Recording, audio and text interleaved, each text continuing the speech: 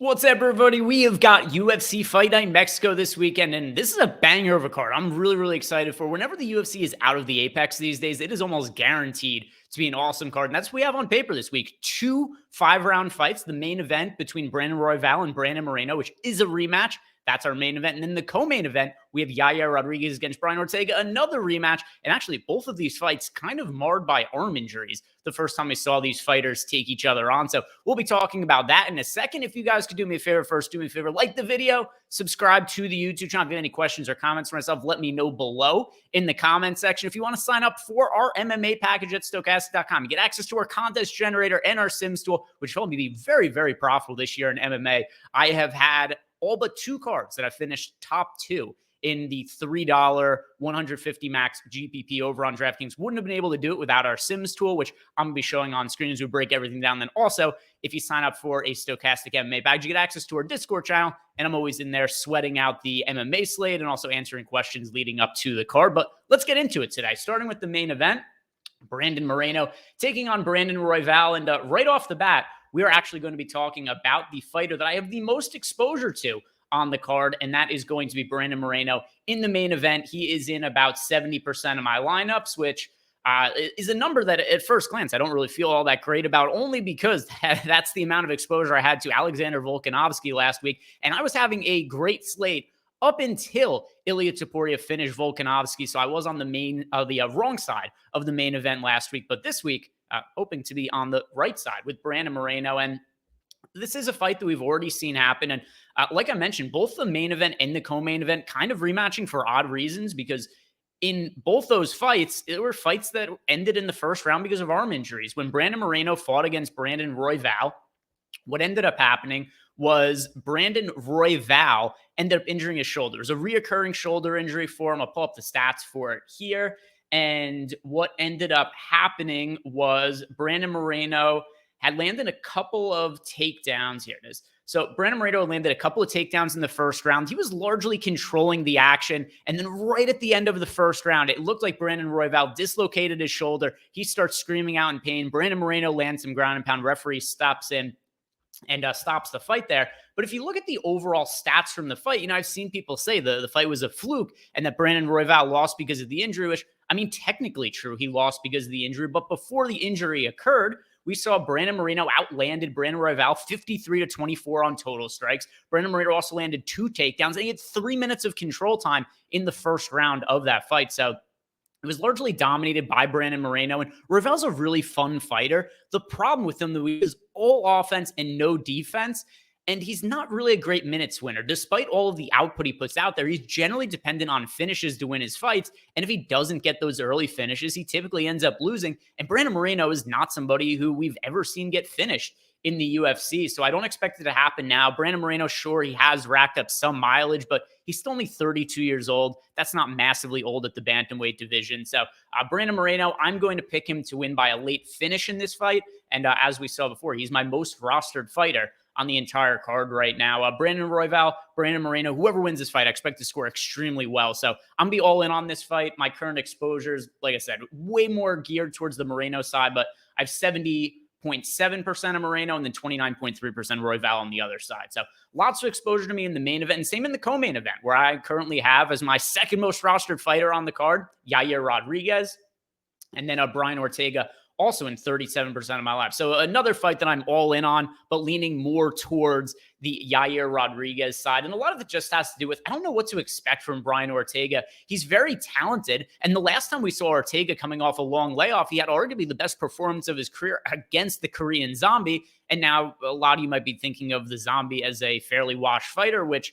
he's retired. That was definitely true at the tail end of his career. But Ortega still fought a very good version of Korean Zombie and looked extremely good in that fight. The problem overall, though, with Brian Ortega now, it's the long layoffs, it's the injuries, the inactivity, just all of that kind of stuff leads me to really feel more confident in the Yair Rodriguez side, even though on paper, I don't think this is a terrible matchup for Brian Ortega, who only needs 1 takedown to ultimately potentially win the fight because he's such an elite submission grappler, and there's only a 59% takedown defense on the Yair Rodriguez side.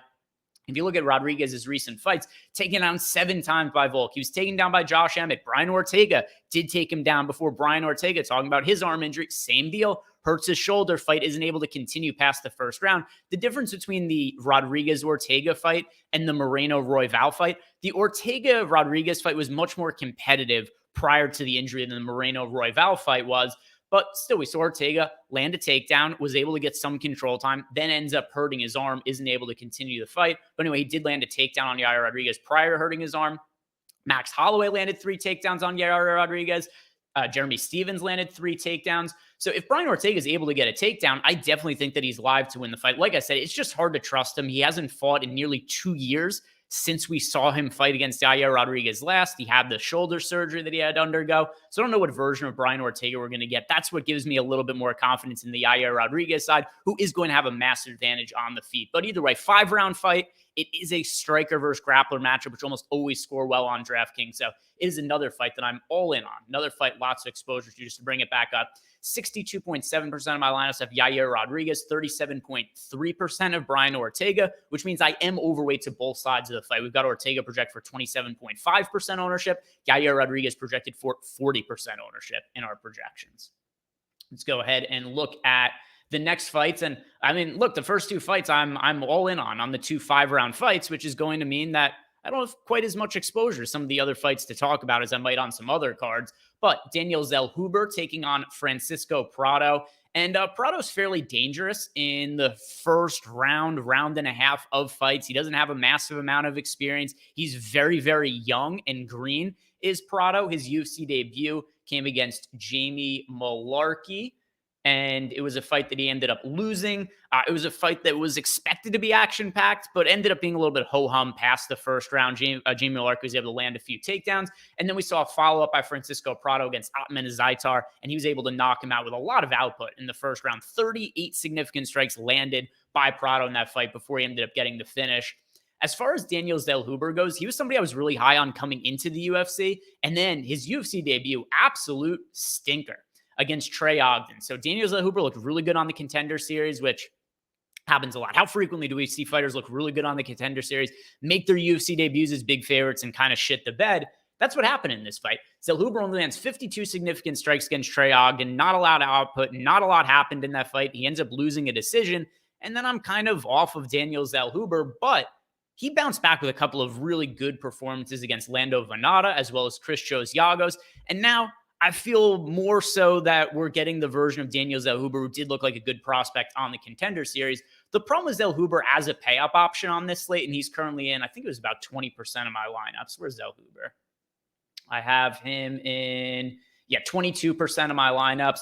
So I'm getting some exposure to him, but he's not really a priority for me because we have those 2 5-round fights, and I'm liking the favorites in each of those spots. It kind of makes it difficult for me to pay up for another guy around that price range in Daniel Zellhuber. So I pick him to win. I think he wins by decision in this spot, but I'm going to prefer some other fighters in that price range as opposed to him.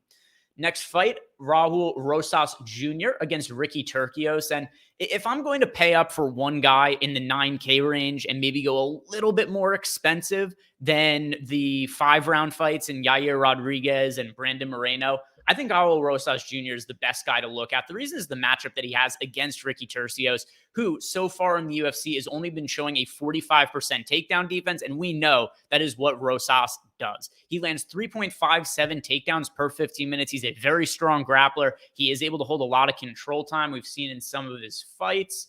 Let's see, where's the one against Jay Perrin? Yeah, so prior to getting the finish, which came 2 minutes and 44 seconds into the first round, we saw 2 minutes and 12 seconds of control time out of Rosas. So basically the entirety of that fight, it was with Rosas in top control time. And I think we could see more of the same in this spot against Turcios, who has been super inconsistent and mostly bad. If we look at what we've seen out of Turcios from this point in his career, he was taken down 7 times by Kevin Natividad, and that was a split decision, which I thought Natividad should have won. He also landed a knockdown in that fight.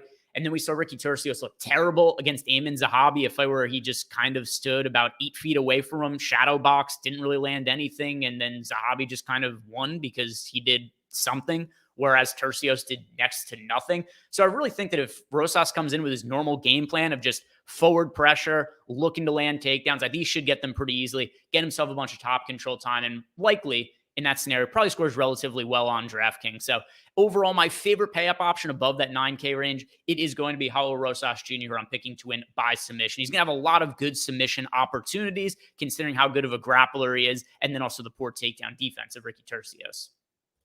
This is a fight that I don't think really warrants that much discussion. Yasmin Jauregui taking on Sam Hughes. And here's the problem with Jauregui.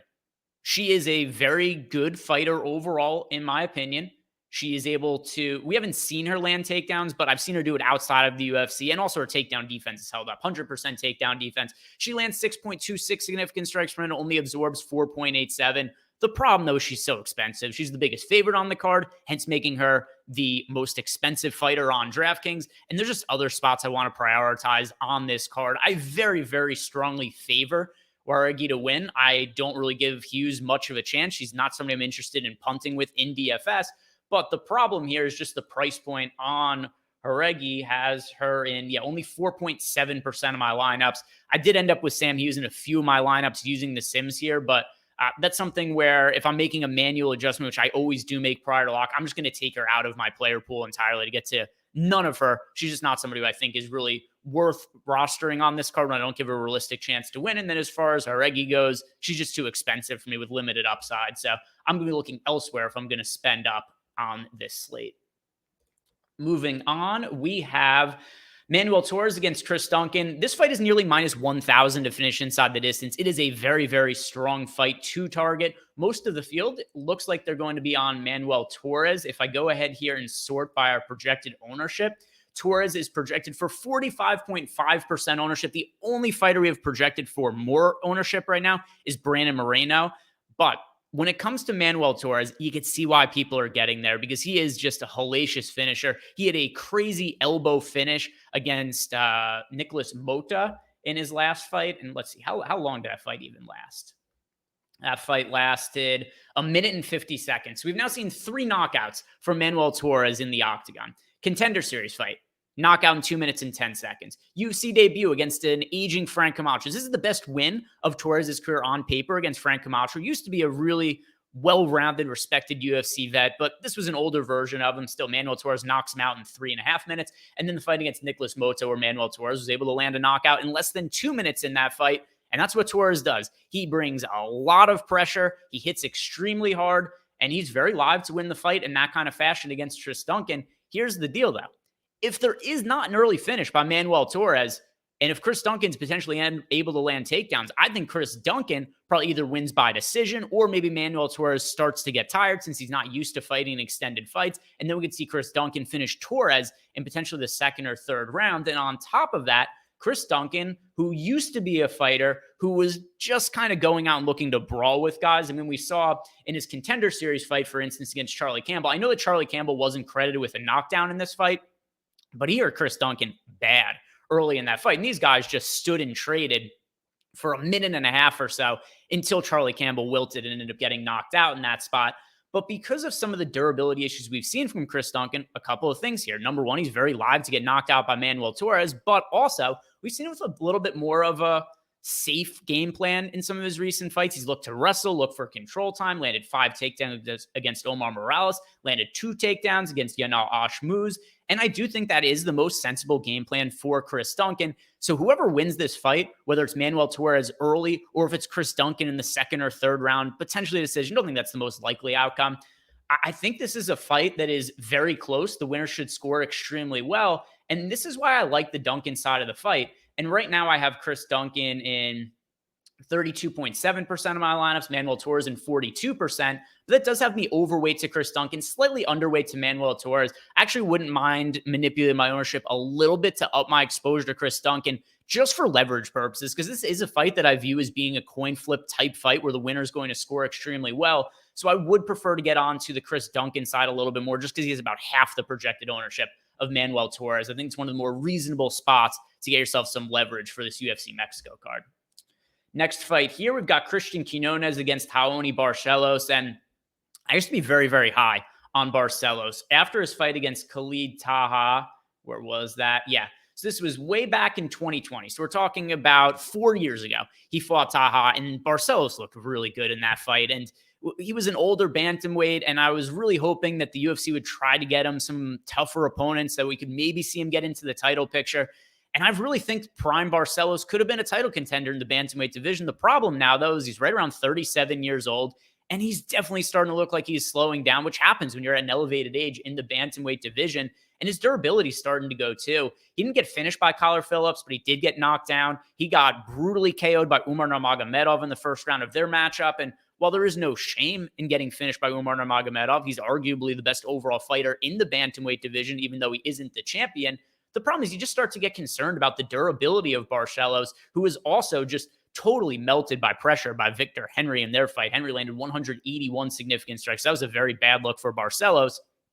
And now I'm just at a point where I really question what the age is doing to Barcelos' durability. And Christian Quinones, it is one of the easier matchups Barcelos has had in quite some time, but Quinones keeps a pretty high pace. He lands north of 5 significant strikes per minute. He has good takedown defense, 85% on paper. So I think he has the ability to keep this fight standing. Barcelos is the better overall fighter, but for DFS purposes, I prefer the Christian Quinones side because he's cheaper. So he's got a punt price point on a slate where I don't really love that many cheap fighters.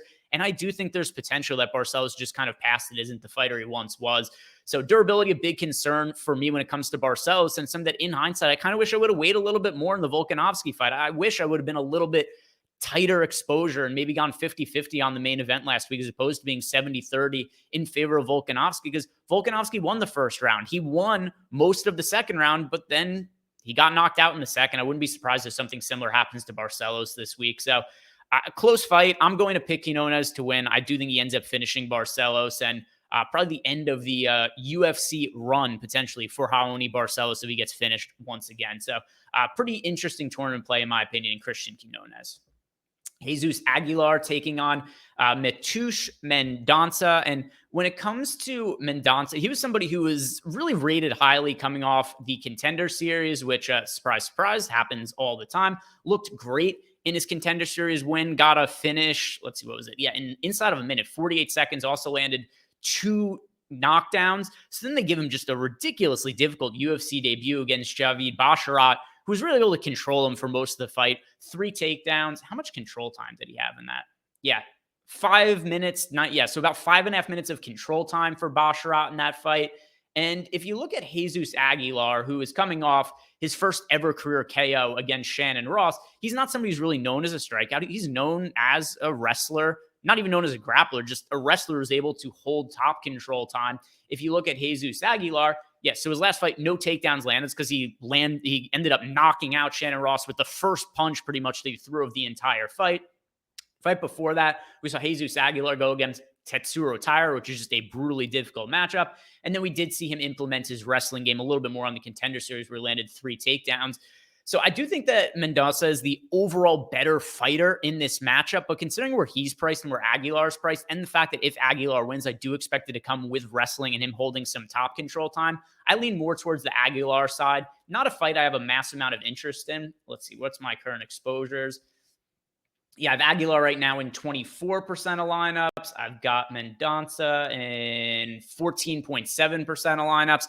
So a little bit of exposure to the Aguilar side, a little bit overweight to the field on him. He's my preferred side of the fight. I'm going to pick Mendonça to win, but just because of the pricing and how Aguilar would win if he does end up winning the fight, coming with the wrestling, I think he's a little bit more fantasy upside relative to his price tag, making him my preferred side of the fight. Edgar Charz taking on Daniel Lacerda, and this is the millionth time the UFC has tried to make this fight. There's been illness issues. There's been issues with bad reffing where we had the fight.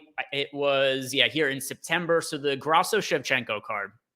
This fight was, Edgar Charz was like 30 seconds away from winning the fight. He had Lacerda in a guillotine up against the cage. I can't remember who the referee was. Let's see. Does it say here who the ref was? Yeah, it was Chris Tognoni, who's done this numerous times in his career. Tognoni thought that Lacerda was going unconscious, but he actually wasn't. So we saw Tognoni step in, stops the fight, ends up being a bad stoppage. It ends up getting ruled a no contest, but the fight was just about to be done anyway. If Tognoni didn't step in, we were like 20, 30 seconds away from Lacerda tapping or just going out unconscious. So we saw this fight play out. Lacerda did have some wrestling success in the early going, landed a takedown, held a minute of control time. But this is a guy who's got like 4 minutes of cardio. And what we see from his fights, either he typically wins in the first few minutes or potentially loses, hyper-aggressive in the first few minutes, but he doesn't get his opponent out of there quickly and he doesn't get finished himself. He just kind of quits and doesn't have the cardio to continue. So Edgar Charz, I think, is one of the better fighters to target on this entire slate. We have to make sure the fight happens because at weigh-ins, and one of the reasons I ended up recording this video later than I normally would is because everything looks well and good until Lacerda steps on the scale, misses weight by a couple of pounds. Not these guys again. This is going to be like the fourth time there's an issue that caused the fight to get canceled because we saw Lacerda miss weight. So then what happens? Charz steps on the scale. He weighs in at 131 pounds for a 125-pound fight. So the fight is definitely up in the air whether it's going to happen or not as of the time that I'm recording this. I waited as long as I could to get the video up, but eventually I just had to do it before my basketball show today. And so at the time, I don't really know whether the fight is or isn't going to happen. If it does, I think it's a really good one to target just because of the way that we see Lacerda fight. He's either going to get a quick finish, which I don't think is all that likely in this matchup, considering how we've already seen it played out. If he doesn't, then I think Edgar Charz could potentially be somebody who ends up putting up a pretty big DraftKings score with a late first round or second round finish. We don't have Charz projected for all that much ownership, but I do expect that to update later. And so right now I'm getting myself to a lot of exposure to Charz, but the main reason is because in our current ownership projections, we only have him at 11%, but our data always gets updated as we get closer to the slate starting. And if Charz ends up being like 25, 30% owned, something like that by tomorrow, then his ownership is going to come down for me in the Sims. But right now at 11%, he does look like a fighter who's fairly under-owned. We'll see what the ownership projection end up looking like tomorrow. I expect Charz is going to end up becoming more popular, assuming the fight happens. If not, then the fight comes out of my player pool entirely, obviously. Hopefully it happens. I want to put an end to this stupid chapter. I don't need to see like Charz Lacerda 6 with them being, 0-1 in their career against each other because the fight just never ends up happening. Claudio Puelles against Faraz Zayem. This is a fight I don't really like for DFS purposes for this reason. I strongly favor Zayem to win. I think it's a really good matchup for him. He has 75% career takedown defense. But if Zayem wins, he didn't do anything in his fights. He lands 2.82 significant strikes per minute, absorbs 2.01, so he's very difficult to hit. He's not very high output in his own right. And then you got Claudio Puelles on the other side, who's a really good submission grappler, but he has no stand-up game whatsoever. He only lands 1.82 significant strikes per minute, absorbs 2.93, and is coming off a terrible performance against Dan Hooker, where Puelles was not able to land takedowns, and then he was just target practice for Dan Hooker. So Hooker ends up knocking him out in the second round with a body kick, and it was a fight where, Puelles landed 5 significant strikes for the entire fight. So here's the problem you run into with Claudio Puelles. If he gets himself a third round submission, he might only land 8 significant strikes and put up almost no fantasy points. I think he's the better fantasy option of the two between him and Zayem, just because Zayem does absolutely nothing in his wins. But since I'm favoring Zayem to win, I'm picking him to win. It's a fight that I'm not going to have very much exposure to. Let's see, what is the current numbers I have? I've got, Zayem right now in 11% of my lineups, and then I've got Puelles in 18%. It's a fight I'm not going to be very exposed to. Few fights left to talk about. Next one is Ronaldo Rodriguez against Denise Bondar. And when it comes to Bondar versus Rodriguez, I have to favor the Bondar side of the fight just because of the output difference here.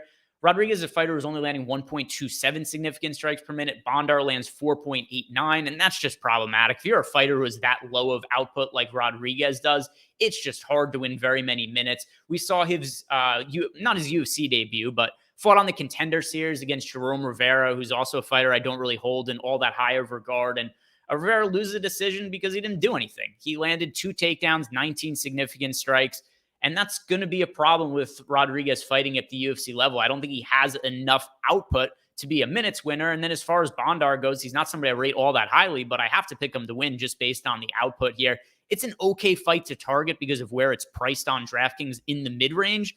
And there aren't that many cheap fighters that I really like on the slate, but this is a fight that I don't really think is all that necessary. If you guys are building yourselves, 1, 2, 3 lineups, don't even consider this fight. Not necessary. I'll be playing some of it in large field tournaments, but not all that much and not any real significant lean for me. I have I've got Rodriguez in 20% of lineups right now. I've got Bondar in 23% of lineups. But yeah, not a fight that I think is necessary to get into your lineups for this weekend. Victor Morano taking on Felipe dos Santos. I'm actually fairly high on dos Santos. He got a ridiculously difficult assignment for his UFC debut on short notice. The UFC gives him Manel Kape, who's potentially a future champion at the division. If you look at Manel Kape in his recent fights, a KO win over Ode Osborne. He had a KO win in the first round against Jalga Zhumagulov. He fought to a decision against David Dvorak that he ended up winning. And then his last fight against Felipe dos Santos, we saw a win for Kape. And honestly, we saw dos Santos put a better fight up against Kape than Dvorak, than Zhumagulov, than Ode Osborne did. And another thing, too, about Felipe dos Santos, you just don't fuck with these Brazilian fighters that show up with their hair dyed like the blondish white color. Every single time we see that on one of these Brazilian fighters, they come out here to kick asses. And that was what Felipe dos Santos did against Manel Kape. Even though he didn't win the fight, he was way more live than the betting odds indicated. He had a way better chance to win that fight in hindsight than any of us gave him. And he was a dog. He came to fight. He was marching forward. It didn't matter how hard he got hit by Manel Kape. He kept moving forward. He was throwing output. And that's where I think that he is going to be a problem in this division, especially as he gets more experience. He is super young. So he is, 23 years old, I believe. Felipe dos Santos, born September 11th, 2000. So 23 years old, Felipe dos Santos in a matchup against Manel Kape. And Kape typically mutes the offense of his opponents. Still, dos Santos landed 6.6 significant strikes per minute. We have seen him outside of the UFC also land takedowns. He wasn't able to do that in the fight against Manel Kape, but I mean, that's a very, very high-level opponent that he fought in Kape. Massive step down in competition for him against Victor Morano. The only issue I have with Felipe dos Santos in this spot is that there's other fighters priced around him like Yair Rodriguez and Brandon Moreno I prefer to him. But still, dos Santos is somebody who I have some exposure to. He's in 22% of my lineups. He's not a bad contrarian play. We only have him projected for 11% ownership. So I like getting to him. Just hard for me to really make him like a core piece of my lineups because of where he's priced. Victor Morano, not somebody I really like getting to. Let's see how many fights we've got. Just one fight left to talk about. Eric Silva against Mohamed Naimov. And another fight that I'm not going to have all that much interest in for DraftKings purposes. I'm picking Naimov to win. He's coming off a very bizarre couple of fights in a row. So he makes his UFC debut against Jamie Mullarkey, fighting on short notice. After we saw him fight in the Contender Series, he took on Colin Anglin and honestly looked terrible in that fight. There was no takedown defense Naimov showed. He didn't really show much output on the feet. So when he takes the fight against Jamie Mullarkey on short notice, I just expected Mullarkey to run through Naimov, and that's what happened in the early going. Mullarkey was a massive favorite on that card. I think he finished like somewhere around minus 450 favor or something like that. Mullarkey dominates the first round. He's looking really good in the second round. Then all of a sudden, out of nowhere, Naimov KOs him. So I'm like, all right, well, Naimov has power to finish Jamie Mullarkey. That's not something that's all that easy to do. But then his next UFC fight comes against Nathaniel Wood, a big step up in competition for Naimov. So I'm on Nathaniel Wood in that spot thinking like, all right, we saw Naimov look bad against Colin Anglin in the Contender Series. We saw him look bad until he finished Jamie Mullarkey. And now he's fighting a really, really talented fighter, Nathaniel Wood. And Naimov looked great in that fight. It was the best he had ever looked, but the fight was a little bit marred. There was groin strikes, there was eye pokes, there was fence grabs, which definitely tilted things in the favor of Naimov because he was committing foul after foul. The referee never stepped in, never gave him a warning or anything like that. So Naimov won, but it was definitely a little bit tainted by all the fouls that went on. And now he's fighting Eric Silva, who, based on the age of Silva at this weight class, right? Silva is 36 years old, about to be turning 37. That's not something that I think is all that great at 145 pounds. Naimov appears to be improving. The problem also, though, is just the price point on Naimov. I think the betting line is a little bit too wide. And then also I have to consider that Naimov is somebody who just has had a lot of odd appearances in the octagon to this point. So considering the price tag on Naimov, it's going to be difficult for me to get there. If I had to play a side for DraftKings purposes, I would lean a little bit more towards Silva. But that's primarily because Naimov has just been inconsistent in his performances. Silva's super cheap, but I'm picking Naimov to win. So not a fight that I'm going to have really all that much interest in. One final look here. I'll just pull up on screen some of my ownerships here for my most rostered fighters at the moment on DraftKings. And if you guys want to sign up for the Sims tool, I build my lineups in this with the contest generator. Then I simulate the slate in the Sims tool. And then when there's fighters I want to adjust a little bit, I use the ROI boost function to boost up fighters I want a little bit more of, boost down the ones. What's also really helpful is this enables me to build lineups with the fighters I like, while then also the contest generator telling me which lineups are expected to be duped a little bit more heavily, so I could get myself to a little bit more of unique lineups. So it helps me with my process. If you guys want to sign up for it and get access to not only these tools, but also our Discord channel, sign up using the link below. Other than that, guys, I'm really excited for this card. I hope you are too. It should be a banger. So enjoy the fights. Good luck. See you back here next week.